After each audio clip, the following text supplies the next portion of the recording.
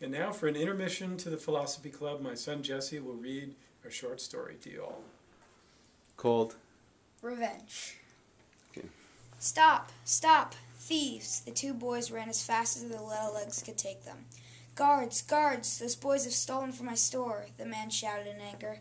The guards chased after the boys with swords drawn. The boys, one skinny and tall, with rags covering his body, with brown tousled hair and the eyes of the sky.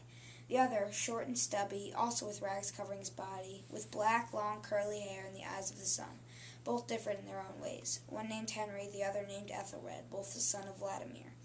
But sadly, at a young age, Vladimir was executed for committing crimes towards the king. The boys ran with great speed since their father had trained them both to be of the noble birthright, until he died. But the guards were still gaining on them. They took a shortcut through someone's backyards, and this is set in medieval times, just saying.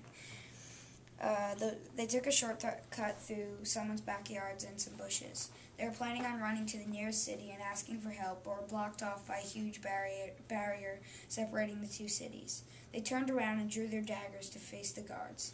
The guards charged at them and swung with all their might. Both kids jumped out of the way to avoid the oncoming swords. They came from behind the guards and swung with their tiny daggers. The guards were prepared and grabbed the weapons and tossed them 20 or 30 feet away. The boys, with no other weaponry, lunged at the guards and kicked them and punched them in the face and chin. The guards went sprawling back, and this gave the boys a chance to run and grab their daggers. They picked them up and both had terrific aim, but just as they were about to throw them, two more guards jumped down and tackled the boys. "Take them to the king," one of the guards said. "Yes, sir." The two new guards had horses and told the two boys to get on either one of them. The boys did as they were told with no struggle. "Yeah, yeah!" the guard exclaimed. They galloped off to the king. King's Tower was very beautiful inside, with statues of his grandfathers and great-grandfathers who once ruled there. There is the king, sitting on his throne with guards surrounding him. "What do you bring these boys for?" the king asked. "He's stolen from Arthur Riverwood, the seller." The guard replied. "And you bring him here for this?" the king exclaimed angrily. "Let the boys go. They don't deserve to be here." "Thank you, sir. You are very kind," the boys replied in unison. But as the king walked away, he had a sly smile on his face. 3 days after the incident, the boys were walking about midnight when suddenly Henry told Ethelred that he felt like someone was watching them. Being the older brother, Ethelred comforted him. "It'll be all right. You're just scared from what happened." "All right," the boy replied. Henry calmed down. The boys continued walking, but Henry stopped again. "What's the matter now?" Henry asked, getting angrier now. "Look up there!" "Oh, look up there!" cried Henry. Ethelred looked up just in time to see an arrow coming straight at his face. He ducked in time to dodge the arrow. "Run!" They ran, but the arrows kept coming. They kept running, dodging arrows every which way. But then the worst possible thing happened. The arrow went into Ethelred's right leg. "Ah!" Ethelred cried in pain. "Ethelred!" screamed Henry. "Just go on without me," Ethelred whispered in agonizing pain. "I can't just leave you here to die," Henry said, crying now. "Go!" Ethelred said in an angrily in reply. Henry took off sprinting down the road with arrows following him like a pack of hungry wolves. At the other end there were two more guards waiting for Henry with swords drawn. Henry was stuck with nowhere to hide, nowhere to run, and nothing to fight with. When suddenly, out of the dark sky of the night came a black-winged creature with red fierce eyes and a long tail and scales as dark as the angry sea. The creature swooped down and knocked the guard off his ledge he was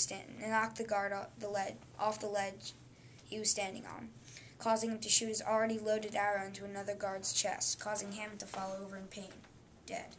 The creature flew over to the third guard, who was still stunned with shock, picked him up, swooped back into the air, and hissed, "Where is the king?" The guard, still stunned, was unable to speak, so the creature had to shake him. "The king is down the road. Make a left." The creature thought for a second, and then his eyes went into a fury, and he dropped the guard to his death. Wings beating furiously, the creature flew away. The journey took no more than 10 minutes for the large beast, as it flew at a great speed.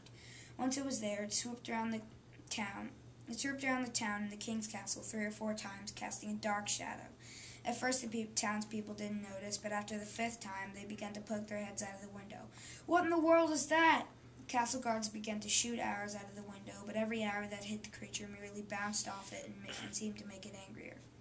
The beast crash-landed on top of the palace, causing bricks to fly everywhere. Many inside the castle were injured.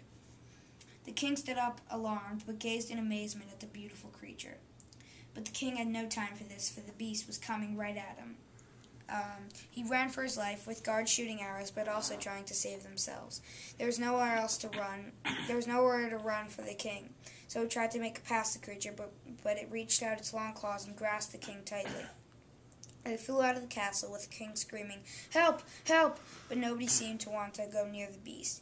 They rode over the barrier and over the lake, but stopped abruptly in the middle of the lake. "No, please don't let go! Have mercy!" cried the king. "Do you know why you are here?" hissed the creature. "Haven't the slightest," the king answered in an angry reply. The king felt the claws loosen. Okay, I sent the guards out to kill the kids. There, I said it." "And you did this just because they stole from a store? Do you know why they stole from that store? Because they are homeless.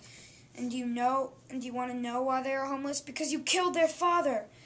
The creature let the king off his back, with Ethelred and Henry by his side. As soon as the king was off, he sprinted towards the city, shouting curses at the creature and at the same time. "Thank you so very much. I don't know how I will ever repay you," exclaimed Ethelred. "No need to repay me," replied the creature. He started to flap his wings, but before he could fly away, Henry asked what his name was. "I go by the name Tindrilicon." "That is a beautiful name," said Henry, and with that, the creature flew into the night. The end. Yay! Very vivid. Thank Nice, you. nice job. Great job. Thanks. Was this written